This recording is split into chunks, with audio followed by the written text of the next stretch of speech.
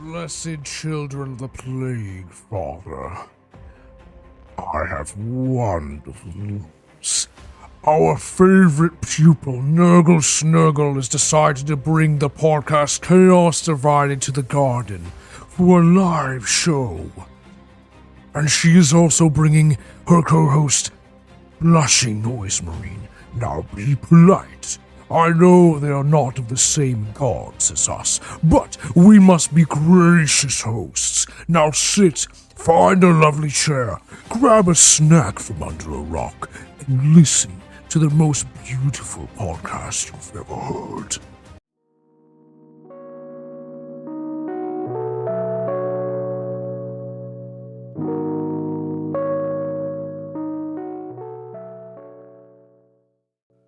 Welcome to Chaos Divided, your weekly dose of wholesome hammer. If you're a fan of what we do, we hope you'll subscribe and follow us along. And if you'd like to support the show directly, you can find us on patreon.com/Chaos Divided 40K. This week, we're kicking off the long discussed, hopefully anticipated, BloodGod's book club. Yes. With the very beginning of the Horus Heresy, Horus Rising. The first book. The one that started it all. Oh, well, we'll get into it, but I wanted to start it off with one of the really best openings to the Horus Heresy you could imagine. And our quote is, "I was there the day Horus killed the Emperor." And that's by Garviel Loken, which is, you know what, that whole first chapter is so perfect. It is. It really, really is. Like, it's such a twisted idea that as the viewer, you know about the Horus Heresy. Those who did know the lore, like I was one of those people who did not know the lore very much at all. So seeing it from that point of view, it's like, whew, a little chill down the spine when you actually hear it. Every time I've read the same chapter over again, it's just like, oh. And it's such an interesting way, because if you think about it, like, you know, I remember the first time, I was looking back at my copy of the book. I bought it in 2011. So that's how long I've been reading the Horus Heresy series, which was a weird time thing for me. I feel like mine was around the same. It was like the disc. I think it was like 2012. I think I got my first one. And it was one of those, like, I remember reading it and not understanding and being like, we're not going to start with the Horus doesn't kill the Emperor. Like, what's going on? That's literally what I thought. I thought, like, are we at the Siege of Terra? Like, is this already happening? What's going on? Right? Like, are we going to start at the end? Like, what is happening here? Which is honestly just kind of like a mind-boggling way to start the Horus Heresy that I think actually, like, does so much work to get you into it. And I guess, you know what, we should probably put a big old spoiler warning on this, that, you know, if you don't want to have Horus Rising spoiled for you, then maybe this isn't the right episode for you, because we're going to be getting down and dirty in some details. Oh, we're going to be going deep, even in some conspiracies and little observations that maybe the both of us have seen, but it is a amazing book to start with. It's an amazing book series. Even any of our viewers out there who are not into Warhammer whatsoever, I implore you to read the first 3 books. Even if you're not even a Warhammer fan, if you know nothing about the hobby, these first 3 books set the stage for what is to come. And they're so well written and they're so well connected. You don't even need to know anything or love the lore to appreciate how well these books are written. It's a story of honor, betrayal. It's like brothers killing brothers and really hard choices and ideologies being questioned and tested throughout the entire series. It's a wonderful, wonderful series.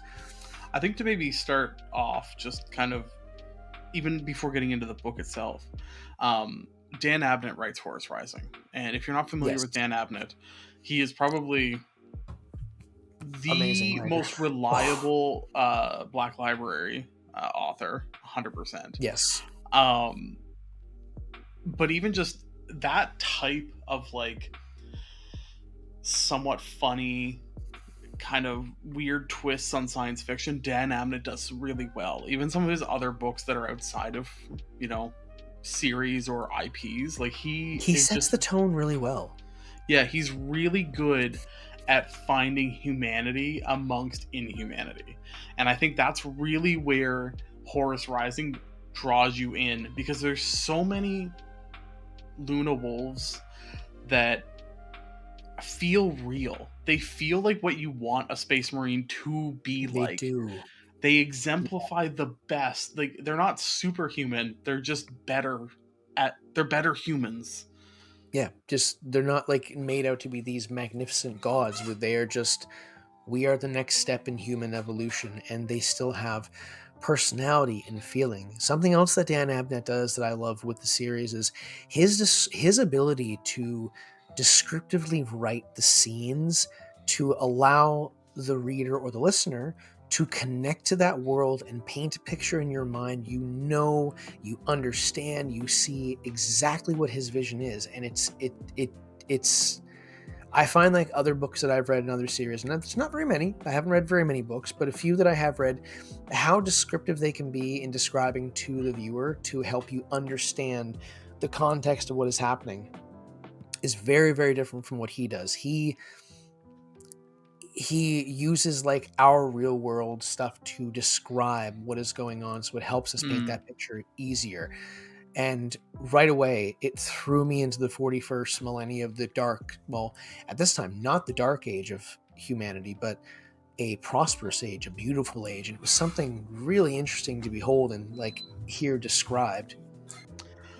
I would almost compare, the writing styles aren't exactly, but he's as approachable as like Jim Butcher. Like if you're a big fantasy reader, Yes, he has that type, same kind of like easy, accessible, consumable writing style, but that still gives you like the satisfying crunch of like a well thought out, well researched, well understood like world. Like all of the details of the world building are there, but you also don't have to like slog through it in the same way that, you know, reading something like Dune or The Lord of the Rings really kind of makes you like work for it at times. It feels like you're going on. You shouldn't feel like sitting down and reading the book is going to take work and effort and actual like maybe some actual thinking to figure out what's going on or where setting the scene or what's happening. You don't get that, but that's the series. It's so like the well book was done. built like a blockbuster. It's like it's popcorn books. It's cinematic. It's fun. You're gonna have a good time. You're gonna get into it. You know, the characters are, there's depth, but they're not necessarily they're not immediately presented as so deep you get lost in details. The story moves along. Like there's action that pushes it along. Like there's a good flow. Like as far as like a 40K book, it's probably one of the best structured. Like it works. It's a hard-working book that just gets you in, and I think that's exactly what the Horus Heresy needed. Yes. Also, another word to all of our viewers out there, just so you know, the Horus Heresy is very much like the Game of Thrones series. If you fall in love with the character, odds are they just might die at some point. Unless they're in 40K, that's the only way to know. Yes. But they're not going to be the same character. Survived. But yeah, a lot more twisted than they used to be, but they are still there. Yeah. There go Abaddon. Abaddon's one of the ones that stays reasonably untouched. Ahriman? Yeah. Ahriman goes through it. Well, just like we said in our last episode with talking about Horus and a little bit about Abaddon, going on a bit of a tangent, the warp affects them all differently, and for Abaddon, I don't think it's been as long as they all say. Yes, he's 10,000 years old out there, but in there, I don't think he's that old. I think it's been a relatively short time for Abaddon. So, yeah, you want to see someone that's old and like what really happens? Look at what's his name, the Blood Angels guy, Dante. Yeah. Just muttering under his breath, I want to die, I want to die, I want to die, I want to die, I want to die. What'd you say? Nothing. What's the mission? Dante's been raw dogging reality for 10,000 years. He's just like, why haven't I died? And Death's just like, not today. No, thank you. He said, no. He's actually blessed by Gork and Mork. He's the only human that has their like blessing. They're just like, I would love that. this gets all right. This This is all right. gonna We're gonna keep him alive. Keep him going. Rise him up. No matter what, he just keeps getting up. I feel so bad for him. You've seen 1,000-yard stares. Imagine the stare in that man's eye. Just that it would be haunting to look him in the eye. Just Especially, like, what have you seen? Do you want to know? Because I could tell you. It's like, no, I'm good. I'm fine. I mean, you definitely see it more with the traders, because they remember like the old Imperium, but yeah, Dante is one of the few loyalists that would actually be like, "What have you guys I've been here for done? everything." Like, Yeah. How did this happen? What did you do?" Yeah, it's like they've experienced different things. Dante's like, I've experienced every waking minute of this universe since the Horus Heresy, and it has been a waking nightmare that I've never been able to fall asleep to and wish I could. Sorry, just let that out for a second there. Praise the Emperor. But yeah, to get into Yes. Horus Rising, actually, Dante's not in this one. There's a couple. No, Dante shows up later on. I think, if I'm correct, Dante shows up at some point. Either he's in the Blood Angels book. Which yes, I can't he is in the remember Blood off the top Angels of my book. head. I feel like I think he's in the Siege of Terra, or he may be after during the Scouring. I actually don't know a lot about Dante, to be honest. I don't know a lot about the actual loyalists in particular.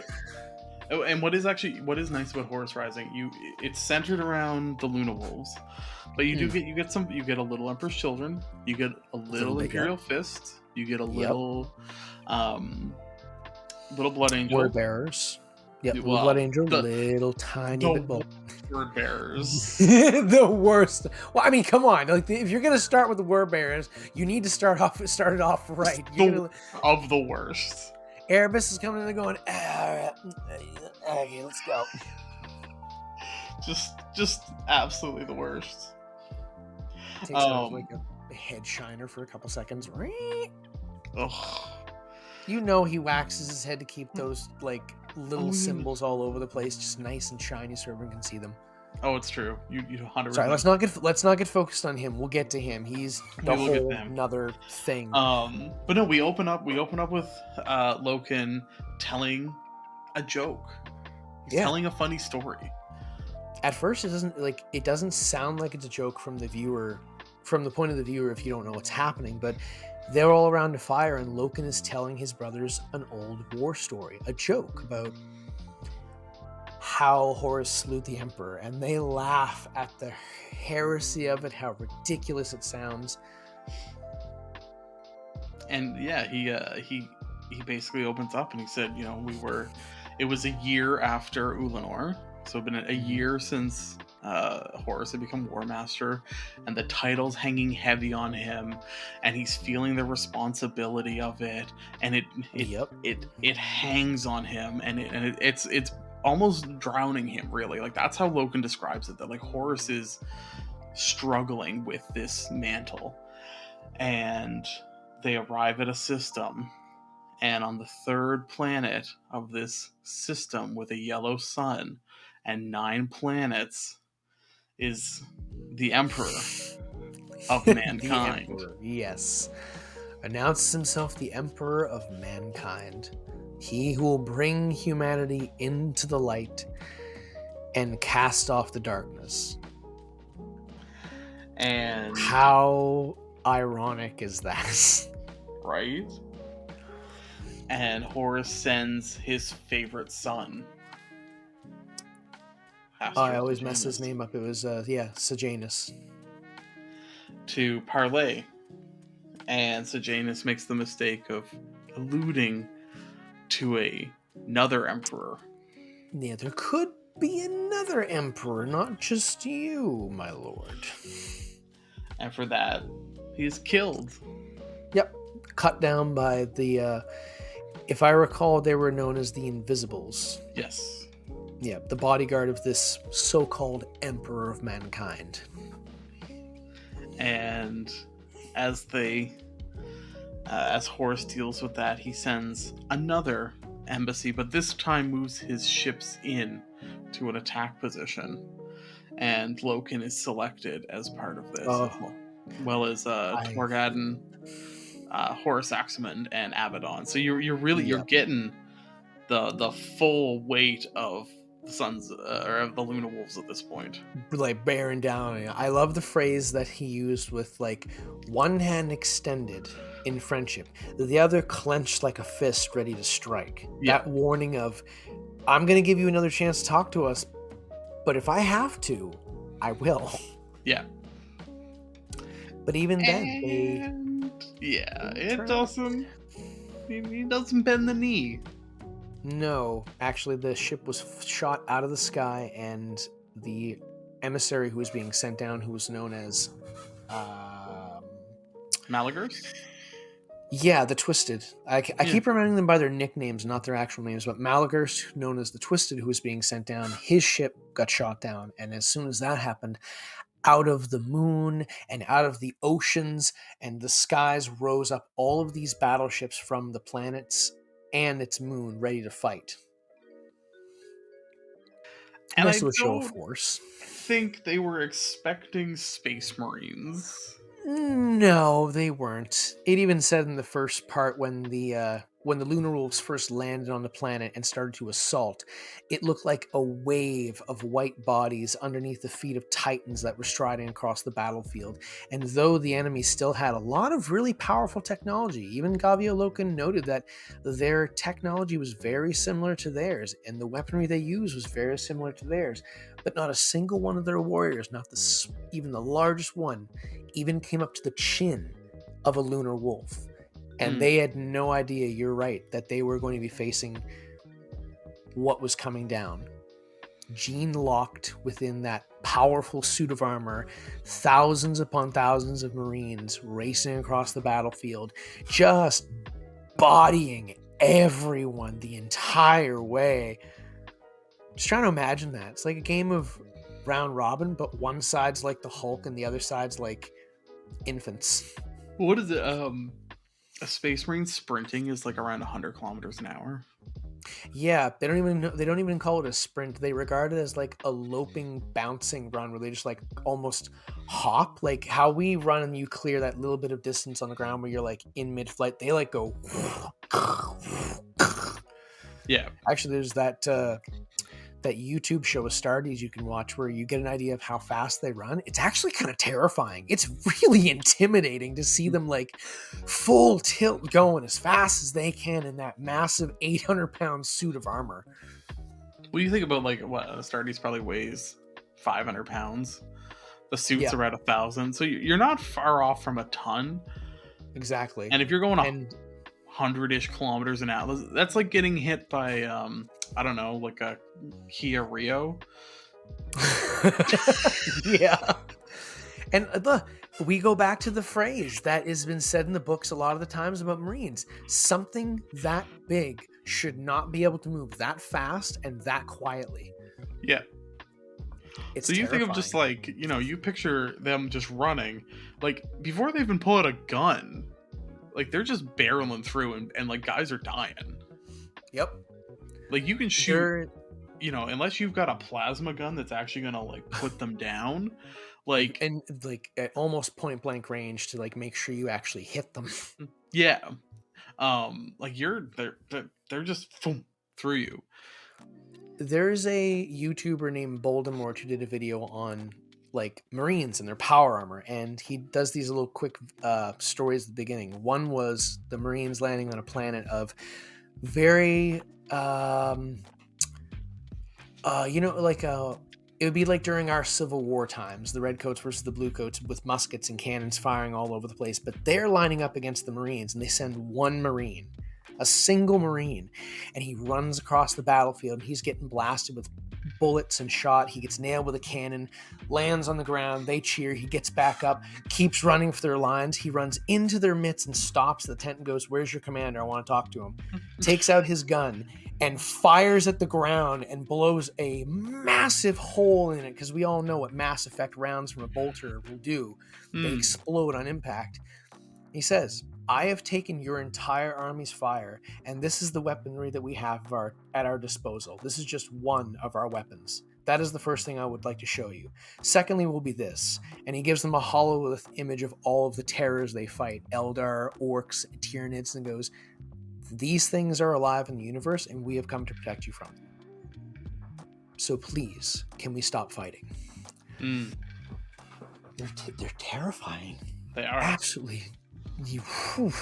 So yeah, this planet falls pretty fast. Very, very quickly.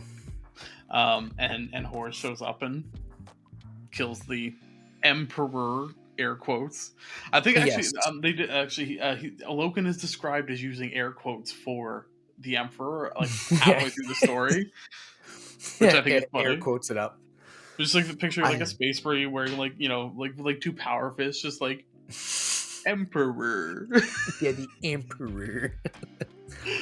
But I find it was a really cool, badass way how he took him out, because for a minute there in the story, you do feel like the Emperor, the pseudo-Emperor, has the drop on Gavio, Loken, and the Reaver Squad that's come into the tower to collect the old man who originally told Gavio, Loken that he was the Emperor.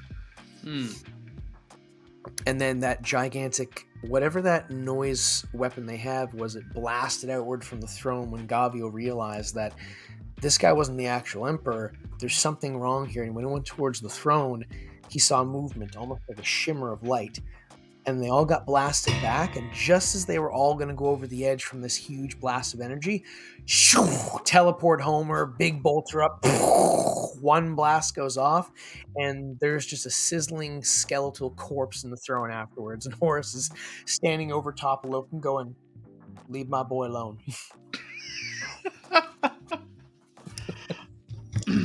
But yeah, so you really like, so this is the first part of the book. So you very quickly are like on board with these guys, and I think we talked. They about make this, you like them right away. Yeah, like when we talked about Horus recently, we talked about the charisma, but like the Luna Wolves in general are quite charismatic. Like we talked about, like Abaddon is Abaddon's curmudgeonly because he has no charisma, but he's like kind of like weird for that. Even like they kind of make fun of him for it. Even though he's moody a lot of the time, I feel like he did have charisma at some point, and as the Horus Heresy progressed, it just got lost in his devotion to Horus, and he changed. And then it wasn't until afterward, when everything happened and he became the War Master Abaddon, is when his Riz started to come back. Yeah, he needed that little Marcus Lanesh to get his game up. But no, and even in the very beginning, he's described as bellicose. Like he's quite like moody and dark, and he's kind of like quick to temper, quick to rage. Yeah. But the rest of them, for the most part, are like quite like Horus Axeman. They're relatively likable, but like he's still like entertaining. Good old Horus Axeman, little Horus. How I hate him so much. But Torgadon is like literally like he's a class clown. Oh, I love Torgadon. Yeah, Torgadon he's one of the most likable out of the group. He's the comic relief from all the seriousness from Abaddon and the just awkwardness from Horus Axeman, and even like the little bit of like cajoling and bickering back and forth from both Verilyn Mar and Verilyn Moy. He is that. I find that Tarek is the humanization of the Mournival. With him there, it makes them all more human. Yeah, like Loken, I think Loken is known somewhat for being like compassionate and more merciful. Absolutely. But Torgadon is also like, Torgadon I think sees humanity, and Loken does in different ways. Like I think Torgadon and Loken both are probably the most human Space Marines. Yeah. Period, honestly. It's like, it's very much for like, they're the most human, and they see it from two slightly different spectrums. Torgadon sees life in general as fun and enjoyable, and you should just, have the best time. Even though we're all soldiers and doing the best that we can, that we need to be, there's still time to have some fun. And, well, Loken is that, he's that stone. He's that rock. He's the law and order and follow the rules, and we have a job to do. This is what we're meant to do, and I will follow no feign. I will not turn away from the Emperor's light. He's the one that keeps people on the steady path, like the straight path, but he also questions things. Mm. That's the thing. That's why he was brought into the Monovol. Loken questions the things that a lot of other Marines generally would not question, that they would just follow blindly if told. Yeah, and it typically comes from a more human perspective, and he interacts with the Remembrancers, and he actually has relationships with human. I've talked about how the Emperor's children were quite unique in that as a legion they actually interacted with humans, but Loken had that same type of concern. He was still able to connect with people. Yeah, he confided in humans more than he actually did his own brothers. Kirill Cinnamon was one of his closest confidants, and someone that if he couldn't talk to any of his brothers, he was the one that he spoke to about any thoughts and ideas that he had, because I'm sure he thought, if I bring this up to my brothers, well, what are they going to think? You're not thinking like the rest of us. This is someone he could talk to and be like, this is what's going through my head. What do you think of it? And Carol would be honest and give him his opinion and not rat him out, or even he would help him figure it out through the means of Loken working through it himself. I think Euphrates Keeler also was a confidant. He would often talk with her. Quite a bit, yes. Yeah, so he's very, he's invited to the Mournival because he is different. And Horus sees that in him and, wants to, grow that. It's Doran actually puts a name to it. He says, no, it wasn't Doran. It was Kirill who made it first, and then he brought it up to Doran. Kirill said, "You're a naismith," and Gaviel didn't know what that meant, and he said, a long time ago in councils, you would have a naismith, one person whose job it was to pick apart every suggestion and find fault in it. Because no matter what, there had to be someone that was willing to question every idea, whether it was good or bad, put people on the spot. He is one to do that.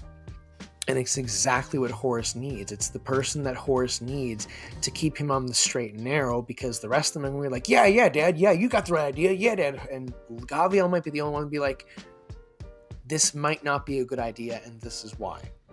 What do you mean? This is not a perfect idea. No, we have to look at this from a perspective, it could be some kind of scenario just like that. But he's the one who would step in and maybe give reason to a situation that might not need to go in a direction that it needs to go. Instead of unleashing the Legion, maybe we could talk to these people instead. And I think what is very important about kind of the setting of Horus Rising is that it's after he's become the War Master. Because the other thing that changes is before that, Horus is just first among equals. He might be the most beloved son of the Emperor, but he is still no better, no different from the rest of them. And thus, the Legion is not put on a pedestal. Yeah. Whereas once he becomes the War Master, Horus has to worry about more than just his own Legion. And because of that, his captains become more important in actually deciding what the Legion's doing, because Horus isn't always there to oversee it. And I think you also start to see the Mournival and really just the more senior Legion captains taking on more of the command of the Legion itself, and very much feeling the weight of that. They're almost being expected to be Primarchs, but they're not. And they're always kind of looking for Horus to support them, and Horus is less and less able to do that. Yeah, because he's being pulled in every direction, from the military to the needs of the people to the needs of the, what do they call them? Basically the taxers that the Emperor sends out after a while, them just gnawing at his ankles the entire time. He's just managing the egos of his 17 siblings. Yeah, he had, after he became War Master, he had to pretty much go through diplomatic procedures with every single one of them, whether it be winning them over, staunching out any doubts they may had, or reaffirming those bonds with them, or just having the argument that needed to be had, whatever it needed to be. He had to go around to every single one of his brothers and convince them that the Emperor made the right decision, even though in his own mind he felt that, I don't think Dad made the right decision. Now, I think one he thing even that makes that. Sorry, go ahead. No, go ahead. No, finish your thought. I think there's one comment, I don't recall if it's this book or the next couple, but I think he even makes recollection that he felt that Sanguinius would have been the better choice.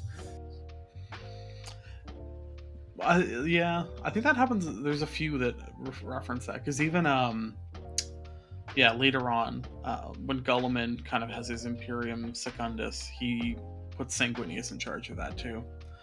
Yeah. But no, I was going to say, one of the things I'd forgotten was in the very first book, Horus references the warp and what the role of the Golden Throne is.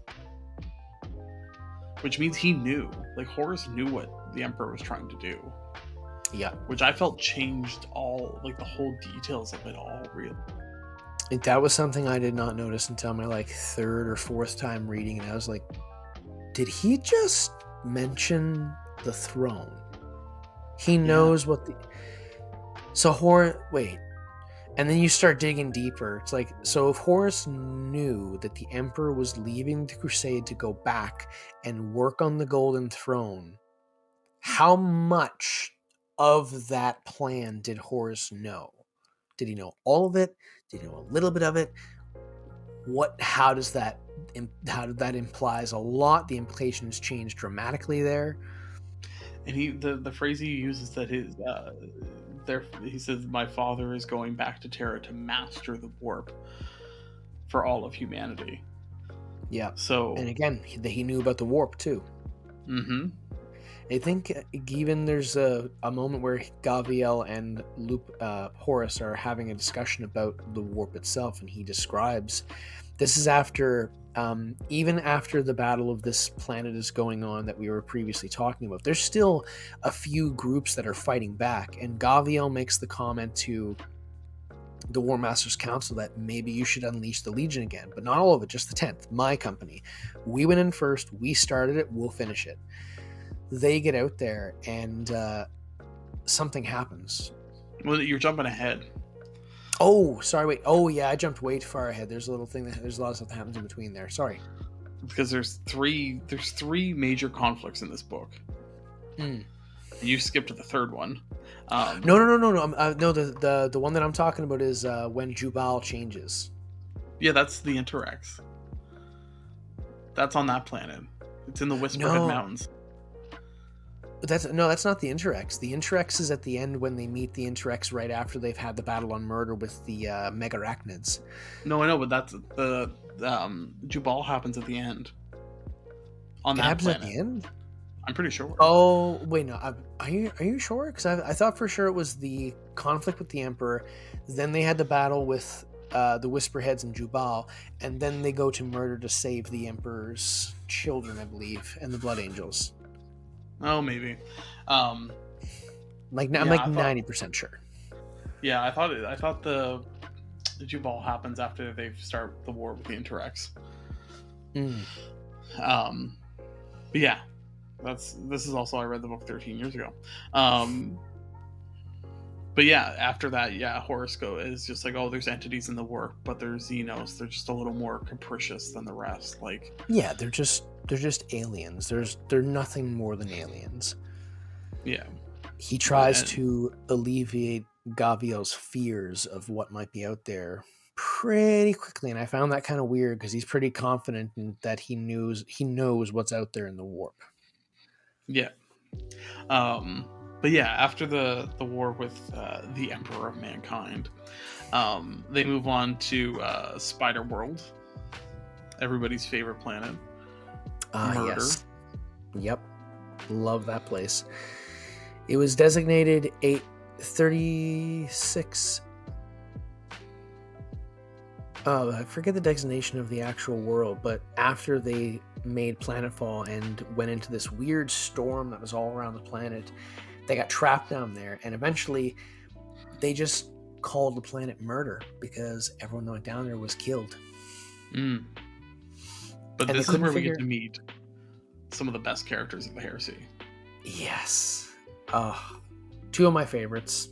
One of them still alive. But truly, Saul Tarvitz is probably one of the best characters. He is. Saul Tarvitz is like, he's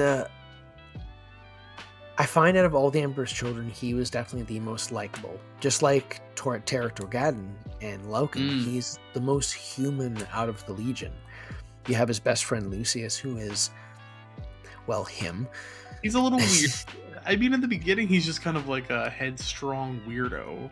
He's Lucius in the beginning is a headstrong, weird kid who's childish, very pompous, but when he's in trouble, he kind of reverts back to being a scared little boy and afraid he's going to lose everything. Like, even when he thought Tarvitz was mad at him for the whole debacle of the explosions with that gigantic plant thing, the tree, and they got in trouble for it, he was like, well, I did what I was supposed to do. I told Lord Eidolon what happened. Like, we're supposed to do that.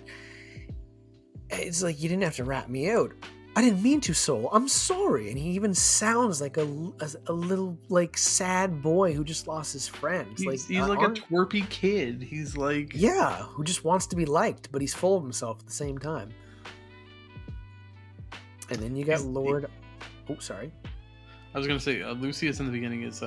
He's the twerpy kid who wants everyone to like him, but does everything in his power to be unlikable. Yes.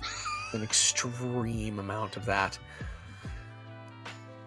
And then we meet Lord Eidolon. I have a love-hate relationship for this character. I love to hate him and I hate to love him. He's so... The worst part, I think, of Eidolon is that he's this smug, arrogant bastard. Yeah. But then he's really good at what he does and he pulls it off. That's the thing. Arrogance is earned enough that you're just like, oh, I don't like when you win because I want you to lose. Yeah, but still, good for you. Right? The only moment that I like, that moment when Tarek Torgadon comes down and him and Eidolon go face to face and they have that little back and forth. He goes face to face with me, sir. Rips his helmet off, throws it aside, calls Tarek Torgadon a base-born cur, and Tarek just goes, "Oh, don't worry. I'm a base-born cur, and I'm proud of it. You see that ship up there? That's the War Master's ship. He's up there right now, and he thinks you're a cretin." I acknowledge the War Master's authority. Yes, oh, you do. Wonderful, because it's me. I'm it. I'm him. I'm the War Master's chosen instrument, and you will treat me as if I am the War Master while I'm down here. Do I make myself clear? Oh. Yes, go. And you love it all the more because Eidolon is such a prick. Yeah. And I love that last little quip. He goes, perhaps you should take stock of your Perhaps you should take stock of your forces. I'm sure the enemy will be returning soon, and in great numbers. And then just walks off. Just this mocking tone. Oh. Which is, you get a feel of how, even before falling to chaos, the Emperor's Children are kind of a messed up legion.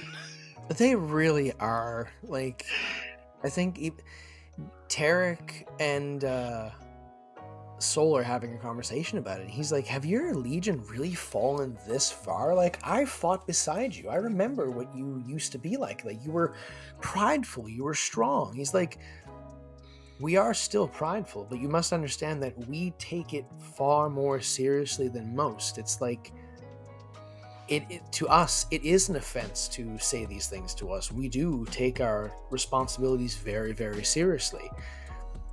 And it's like a very, very serious tone. And he's honest with Tarek. And Tarek's like, thank you. I appreciate that. I really, truly appreciate you being honest with me. It's nice to have someone around here that's actually being honest for once about the whole situation. Yeah. But no, getting introduced to Saul is truly, it elevates this section of the book. Because you start to see the heresy. You know, there's 18 legions, there's a lot of characters, but you can start to see that, you know, the legions have a flavor. And Saul, you know, we talked about Rylan Orby a few episodes ago, Rylance kind of exemplifies what the best of what the Emperor's Children can be. Saul is probably an example of someone who's actually striving for that. Like what he's trying to be the best Emperor's Children he can be. And everyone around him is kind of not. He's watching his brothers around him not be the example that the Emperor set them out to be. Like, Eidolon even tells him, have you ever thought about, like, further ranks? Well, not really. Good, your rank can fall off, so nothing more.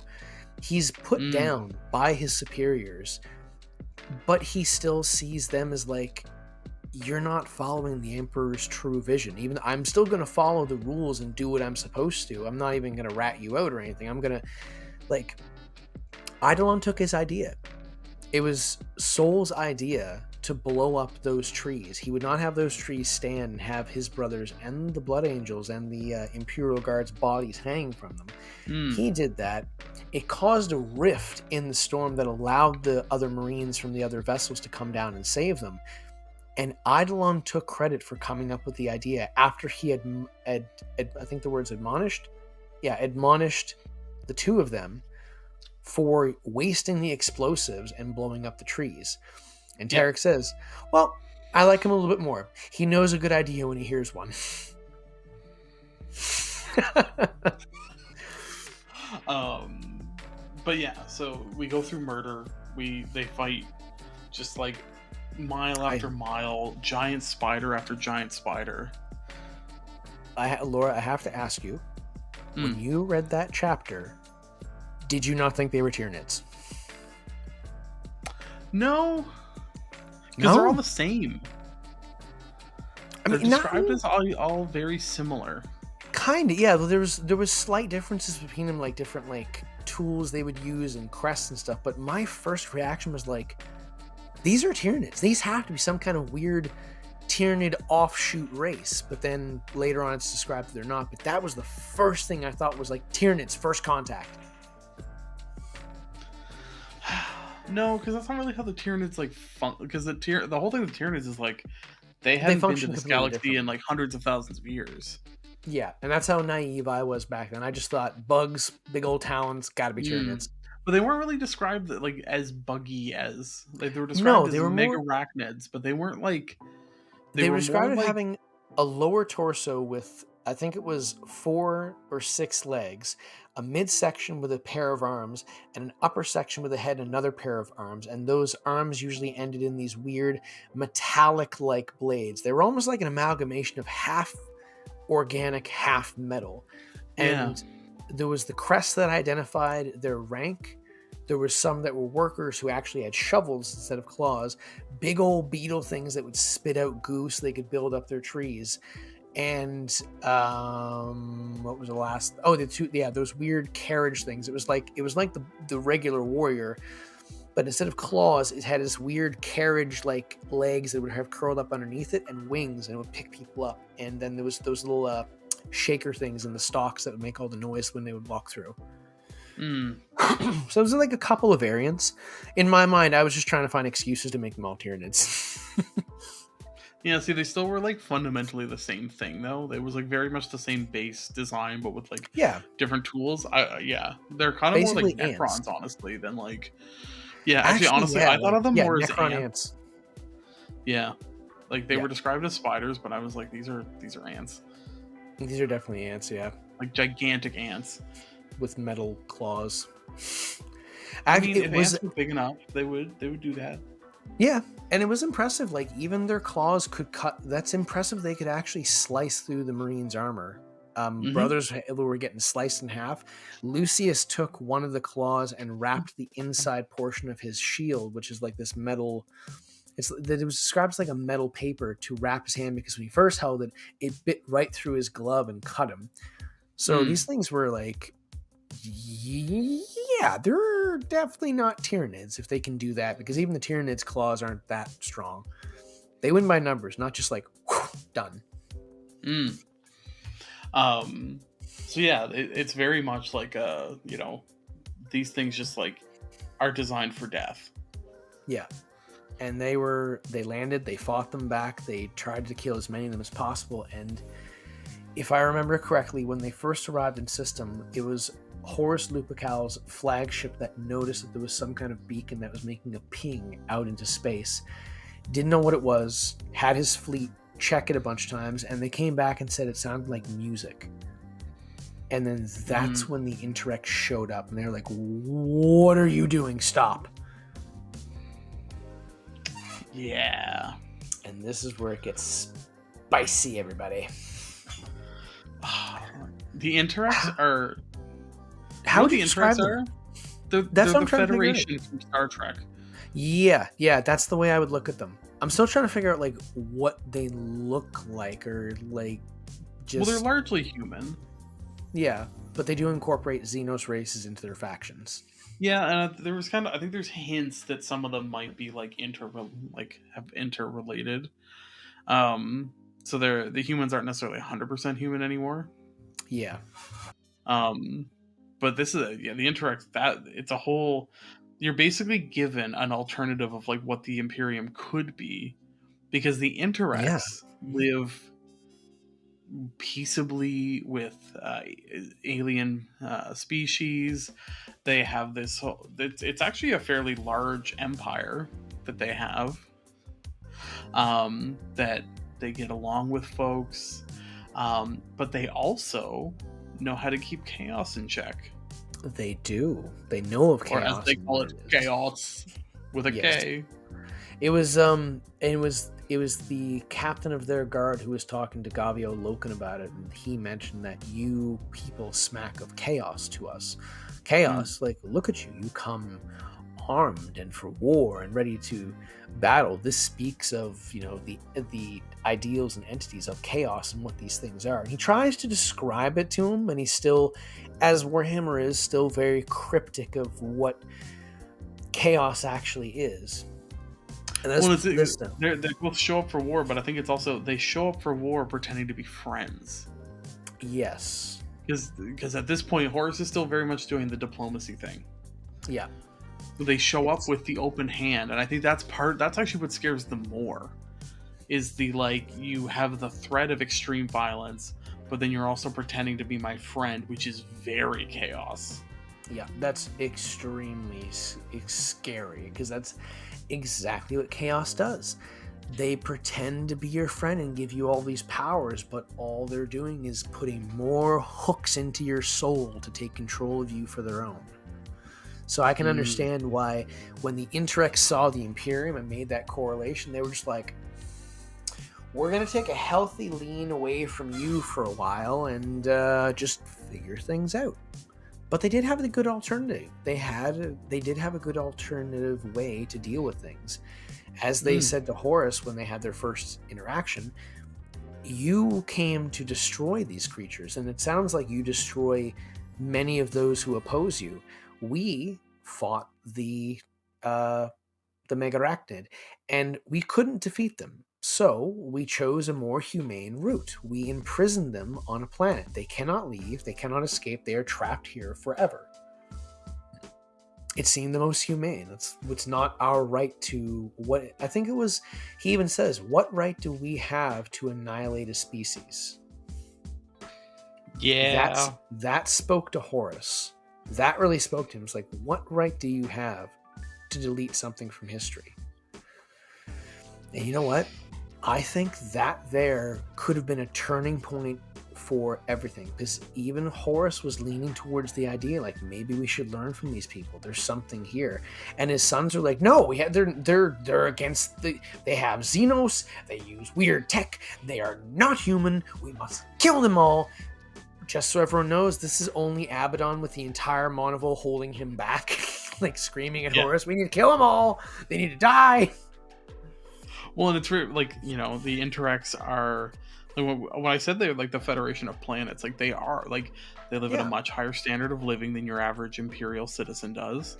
They enjoy the benefits of a advanced society, but also not to the level of decadence of the pre-Slaanesh Eldar. Like, they live a good life. Yes, even like the level of peace, and this is just from a standpoint of someone that understands a little bit of weaponry and the times. When you're a culture that is at war a lot of the times, the weapons you use and the weapons that you carry with you and show speak of that time, right? Mm. So you got swords, shields, axes, all this stuff. Look at the weapons that the Interrex armed themselves with. They didn't arm themselves with anything special. It was basic swords, which the captains used, but the most common weapon they had for shooting wasn't laser weapons, wasn't nukes, wasn't bolters, wasn't all this destructive power. It was a bow and arrow or a crossbow. Mm. That right there speaks of you still need to have some form of weaponry, but that's more of a peaceful weapon in my opinion. This is not a race of people who are actively trying to fit themselves out for war. They're living in a peaceful society with minor defenses to show that we can live in peace and not have to use violence all the time. Meanwhile, the Imperium shows up, knights, Terminator armor, tanks, cannons, artillery baddies, stealthers, just loaded to the nines. It's the equivalent of bringing a tank, which is the Imperium, to a knife fight, which is the Interrex, but they still made a lot of good points and spoke to Horus. I think that's what started to scare them, was that maybe Horus might go down a different path here. He's so far away from the Imperium. He might rebel against the Emperor. Yeah. But then one of our friends stepped in. Well, you're talking about the weaponry they have. That might be the weaponry they were walking around with, but they had a museum filled with horrifying weapons. Yeah. And they even said, we do not go to war. These weapons that are not made for war, used for war, they're more for display. As I think he said, it's more just like the idea that you're looking at it of, they tell a history, they tell a story. There's something to study instead of looking at them as these are weapons to be used. No, these are things to be studied and learned from. Well, what I think is also interesting is the Eldar were also in communications with the Interrex, so they had also managed to create a somewhat reliable, healthy relationship with the Eldar, which the Imperium never ever manages to do. But yeah, our best friend in the world decides to make a move on their planet. Yes. So, as you were speaking of the museum, in this museum there's a large variety of weapons, and there's one that catches the Twisted, I forget his name again. Malagurst? Yes, thank you. Malagurst, I believe, is the one that notices it. And it's a obsidian black blade that is laying on a display plinth. And it's not of high technology. It looks like it's made of black flint with a very basic wrapping, and it's fashioned to about the rough size of a short sword. He makes a comment of it. And the captain of the guard tells him it's an anathame. And he describes to him that these weapons were designed to be dread weapons. When you spoke the name of the person that you wished to kill, this weapon became their bane. A simple nick or a touch of the blade would kill them immediately.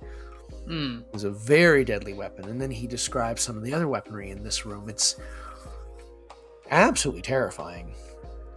This is the blade that goes missing. Because if we recognize the name Anathame, that comes up a lot during the Horus Heresy. The Anathame blade. That blade was stolen by Erebus and secretly taken away back to the ships. And a fire was also started, who I assume was by him as well. A massive battle ensued on the homeworld of the Interrex, and I think Horus, Gaviel, and the Monovel and the rest of the Legion barely made it out. Even Horus got nailed a few times with those really powerful crossbows, and I think some of the Marines were pretty surprised that they're using crossbows and they're penetrating our armor. What is this? Yeah, they might have looked like crossbows, but it's pretty implied that they are like an energy weapon. Firing super bolts. Just okay, all right. They got one shot, but they made it matter. Like, I think it was kind of also implied, like, the swords are all power swords. Like, yes. because they all are like, oh, they're just using these simple weapons. And then when they went to battle, all of a sudden everything starts glowing and, like, vibrating. And, yeah, those bows and arrows were, yeah, they weren't firing wood arrows. Let's put it that No. way. It's like, we may not have a bunch of tanks, but our crossbows and swords are very good. And they knew how to use them. Oh, yeah. I mean, one of the Marines, I think Gaviel, from his perspective, describes it as he's pelted with like 6 or 7 bolts in a couple of seconds. He just goes down. That would suck. Just imagine the thought process he's going through at the end of that. It's like, I'm a super soldier and I just got hit with a bow and arrow. I'm gonna die. Yeah. What is my life? What the? Why me? Yeah. And you know what? Even in that whole massive battle, Horus is still imploring them to please talk to them. There must be a misunderstanding. We didn't do this. Please, can we just talk? And he tries that, even as they, like, he's literally being dragged back to the gunships to be taken back aboard his flagships while he's pleading with these people, gets up to the flagship and still giving them one last chance. Like, can we please talk this out? There's obviously been a misunderstanding, and clearly there can be no, as the Interrex put it, rapprochement, which is their idea of peace, or like terms of peace. I do like the last part of the book where it describes as, in the deepest, darkest bowels of the vengeful spirit, in a velvet box glows the anatheme blade, and Erebus closes the lid. That's when you know, like, oh, you piece of shit. Well, and I think this is also the struggle like the Interrex have, is like, they're like, hey, we thought you were Agents of Chaos, and then you did the Agents of Chaos thing, so, like, clearly You're like, Agents of Chaos. Yeah, like, they don't give Horus a second chance at this point, because they're just like, no, you are tainted, you are, like, You've shown your true colors. Well aware of, like, what to look for, and they are, like, almost, like, neurotically paranoid about it. Now, And there's... Oh, sorry, go ahead. I was going to say, but it also says something a little bit about, like, the Imperium, that they are so easily recognized as chaos just by their behaviors and actions. Yep. They speak of chaos even though they say they're not chaos worshipping. They enact and do all the same things that chaos does, which is why humanity feeds chaos so much. Well, they don't only say that they're not chaos, they pretend they don't. Well, actually, they truly believe they don't know what chaos is. When Gargiel Loken's talking to that guard captain, and he's telling him, like, about what chaos is, Loken's just like, what are you even talking about? Yeah, I have no Like, idea. He's got no idea. Which and then, he's like, how can you not know? Right? Yep. Like, the early parts of the Horus Heresy talk a lot about the Imperial truth, but it's built on a big Imperial lie. It absolutely is. The entire Imperium is built on a massive fabricated lie that the Emperor made to, like, suit his needs and his goals and his ends. That's all it ever really was. Yeah. So, honestly, like, when you think of, like I just finished The Crimson King, which took me almost a year to read because it was brutal. It's not a good book. It's not a good book. It's awful. But then when you contrast it with, like, Horus Rising, like, so much happens. There's a lot that goes down in a very, very short amount of time. There's, like, the whole Whisperheads event where they're having the final clash, and one of Gaviel Loken's brothers turns traitor, and, well, not traitor, but, like, goes crazy mad and starts attacking everybody, and they put him down. That's where they meet Samus. Yeah, and that's Samus right. Is Samus. Here.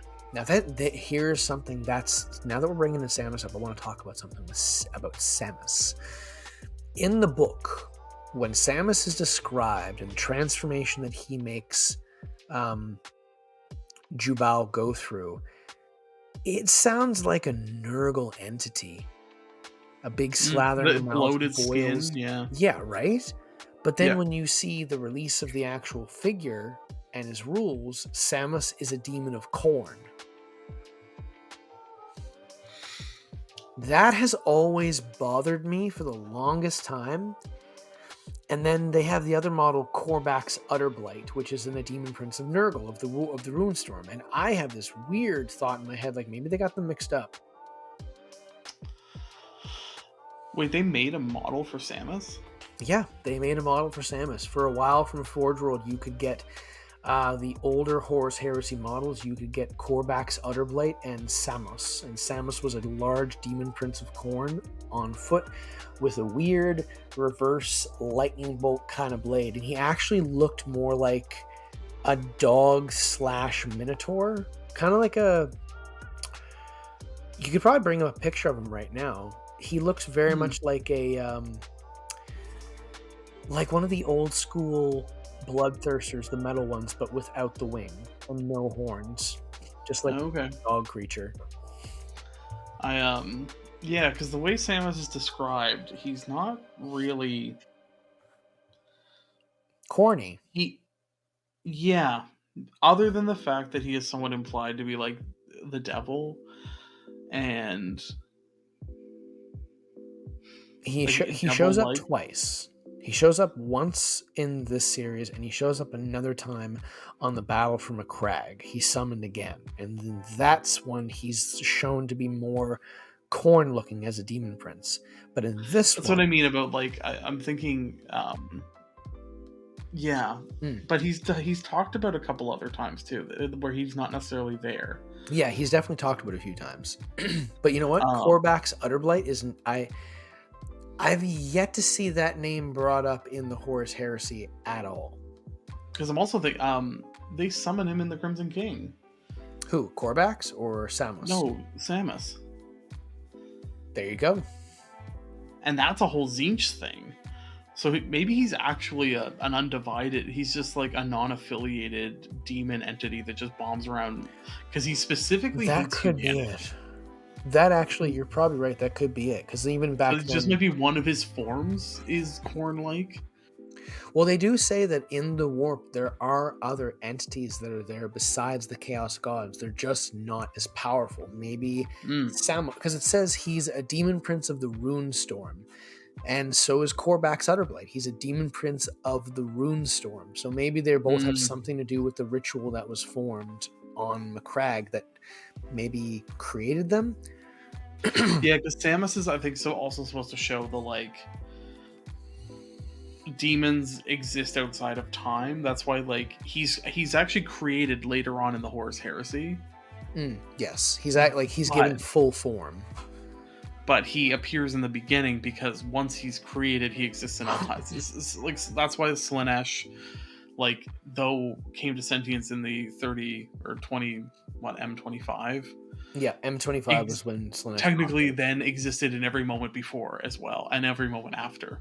Because that's kind of just how demons work. And I think that Samus is meant to also explain that. But yeah, I think he's specifically like a human-hating demon. It's creepy, the things that he says. Samus is the man beside you. Samus will gnaw at your bones. Look out! Samus is here. It's very manic and crazy. And that's why, like, yeah, he's described Nurgly in that, like, Jubal's flesh, like, bubbles and boils. That could just be a transformation. I think it is, because, yeah, because even, like, the bubbling and boiling could also be Tzeentch pretty easily. It is true. Like, I think it's a pretty common, just, like, it's rampant mutation. It's really hard to tell, like, what's happening when it's just rampant mutation. Nurgle tends to, like, not stop. And Jubal does stop, and, like, he does bubble and boil, and then he doesn't get any bigger. So that's not really super Nurgly. And then they doused him with as many flamethrower canisters as they could have. And then he still didn't die. He had to be killed a second time. Yeah, I think it was like what they said. They emptied like a bunch of cartridges, and they just flamethrowered the shit out of his body just for hours. Just keep that barbecue going. Right. I mean, after But this seeing goes to that, show I the would lack of too. understanding. What? That just goes to, they don't understand how. Oh yeah, they chaos don't know what works to at do. all. I mean, and personally, if I was one of the Marines, I just would have said, collapse the tunnel. Just get melt bombs, collapse this whole friggin' thing, lock this thing inside. This is now a tomb. Done. Well, and the other part that happens at this is some of the remembrancers actually like sneak away from their like Marine guards, and Euphrates Keeler actually gets a picture of Jubal transformed. Oh, I didn't know she got a picture of him. Yeah, and she gives it to Loken at the very end. Ugh. Yeah, so Loken actually has proof of demons, and that's what ends up like sparking the conversation with, like he talks to Horus. Horus is like, "Oh, don't worry about it," and then Euphrates Keeler is like, "Oh, actually, here, I took this picture of it," and he sees clearly like that's no alien. Gaviel starts doing research, and I think Kirill even points him out to that book. And when he starts reading it about the times of old Ursh and a warrior king who led this gigantic tribe, at one point in the book it talks about a point where it says the people became demons and turned upon their brethren. And then you have that connection for Gaviel. He makes the connection to Jubal. They became demons and turned on their brethren. He starts thinking about Jubal and the Whisperheads. He's like, slam, I gotta find Kirill. We gotta talk. Well, and then I think and Kirill ends up becoming obsessed with it too. He just ends up like... Yeah, because once he talks to him, Kirill's like, maybe there's something to this. And he starts digging. He starts finding stuff. And it doesn't go very deep into it in the first book. It progresses into the next books, but it's just like all of the like, aha, oh my god, that's all those moments. That's the entire first chapter is just like bam, bam, bam, bam, bam. It's true, and you really start to see like, Loken already questioned before, and now he's like, he's like, wait, really I don't know what's going on, and the other thing we didn't talk about this whole time was the lodges. Right. The lodges. So, for any of our viewers that have heard this phrase been brought up before when it comes to the Horus Heresy, the lodges were groups of Marines within legions that would get together. And it was treated like a safe haven. A place where brothers could meet and talk like equals. Rank didn't matter. None of those things mattered. You were just treated as an equal and you were able to talk openly without reprisal.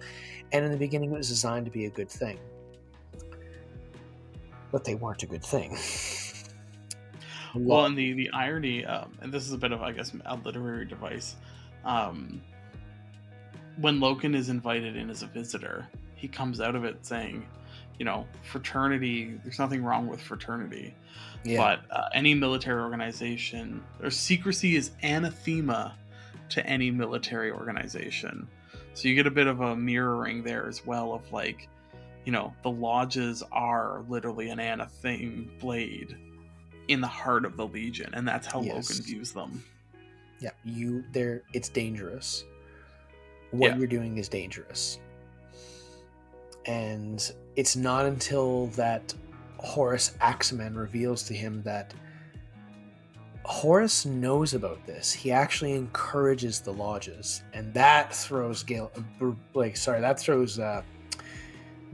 for a loop. He's like, he knows? It's like, yes. Who do you think installed them? But we later find out he wasn't the root. Yes, he may have liked the idea and they thought it was a good idea, which on the surface, it does seem like a good idea, bunch of soldiers meeting in one place, like a club, and they all get to talk openly without rank, without fear of what a captain or someone might say, and they can just talk to like shoot the shit, have a beer. It sounds good. That's the surface level. Below, the creators of the lodges were Erebus of the Word Bearers and Typhon of the Death Guard. Actually, Typhon had a very large hand in creating the warrior lodges and passing them through other legions, just as much as Erebus. Because as we know, Typhon was beyond corrupted, probably beyond way before anybody else. Yeah. Yeah. He'd And probably be tied with like Corferon for yeah, absolutely. early chaos adoption. 110%. So yeah, with that, the warrior lodges were created for other reasons. Yeah. But that's a story that unfolds outside Later of this on. book.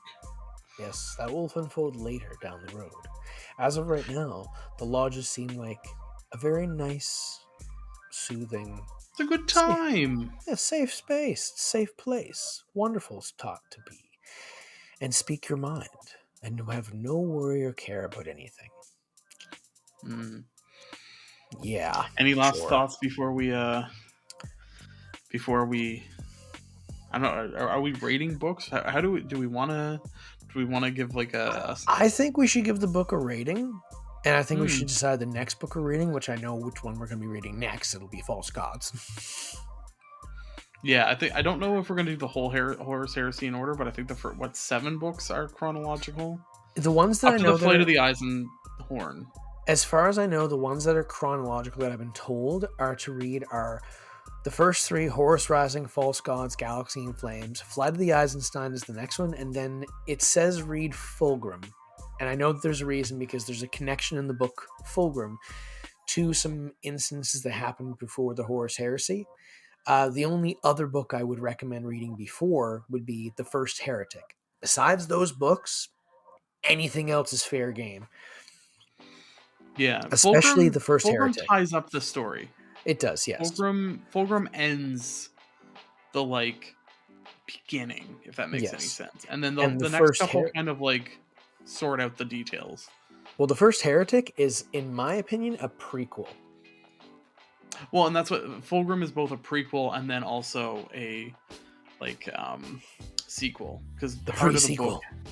Well, no, but part of the book happens before even Horus Rising, but then the other half finishes that whole exactly. It finishes story. the whole detail there.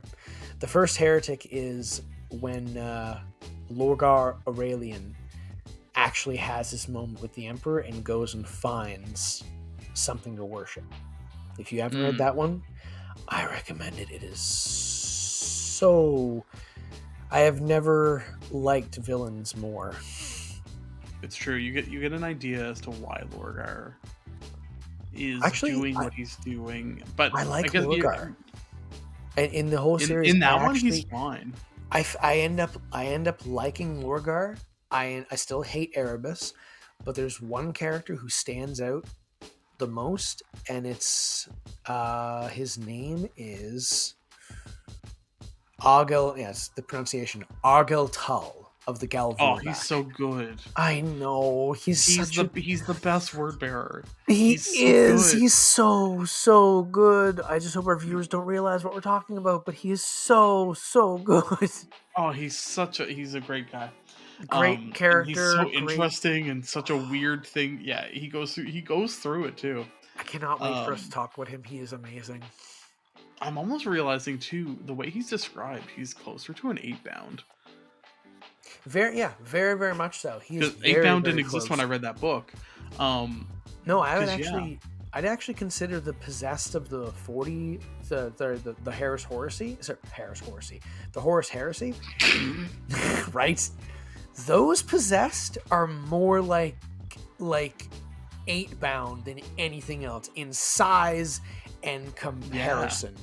They're massive. They're terrifying. But I think it's even described that there's more than one demon in there. Yes. Well, actually, not for him. For Argotel, he has one. And I know. But sorry, the possession, they're like swirling around him, and like, yes, it's a whole thing that kind of like happens there that is very different, I think, than most possessed. Yeah, they describe it as being it's one entity but split up amongst several souls, and they all have their own personality. His is called Raun. Yeah, I like that. Raun. Anyways, we're jumping way ahead. Yes. Horus Heresy. Horus Heresy, is that what we're calling it now? The Horus Heresy. Horus Hair Horse. Heresy. Horus Heresy. He's a horse leading a heresy. He's a horse. He's a giant bird with wings. He is the sun god. Anyway.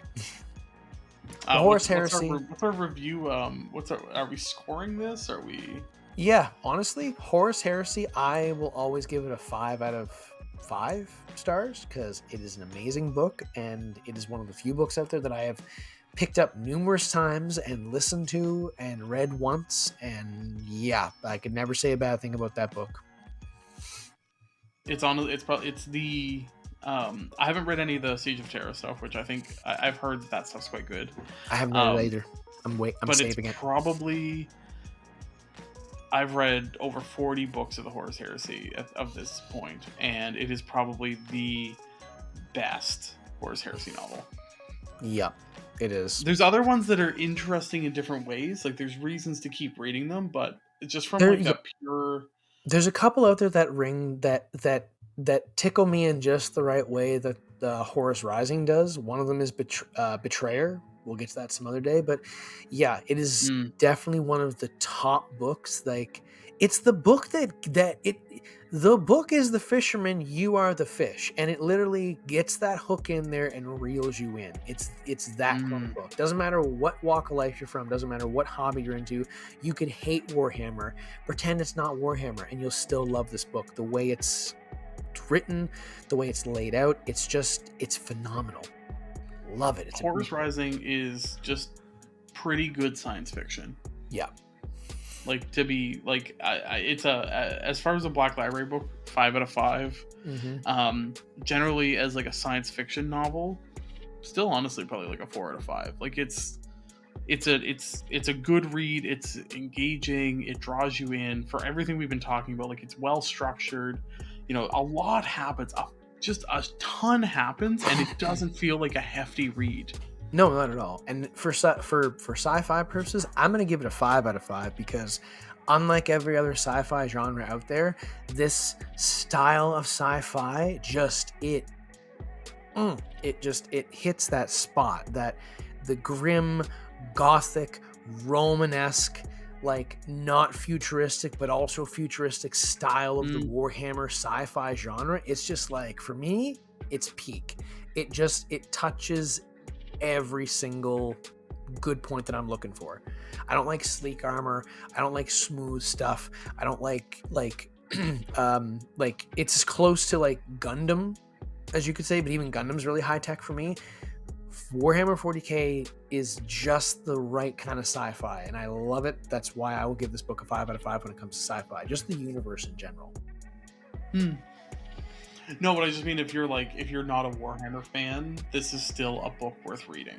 Yes. Like, if you're just a fan of science fiction or fantasy, you want an interesting book that's gonna take you away for a few hours as you get into it. Like, Horus Rising, even if you never read another one again, it's I defy anyone out there. I defy any listeners out there that if you can read the first 3 books of the Horus Heresy and not pick up another one, you have some kind of otherworldly power.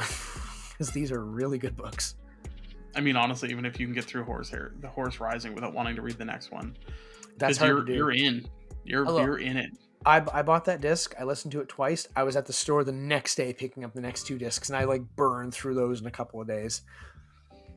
Yeah, honestly, I wish I could be as into reading the Horus Heresy as I was those first 10 books. Oh, I know. Those books played me like a goddamn fiddle. It's and Horus Rising is just it's 5 bolt pistols out of 5. Yeah. 5 bolt pistols out of 5.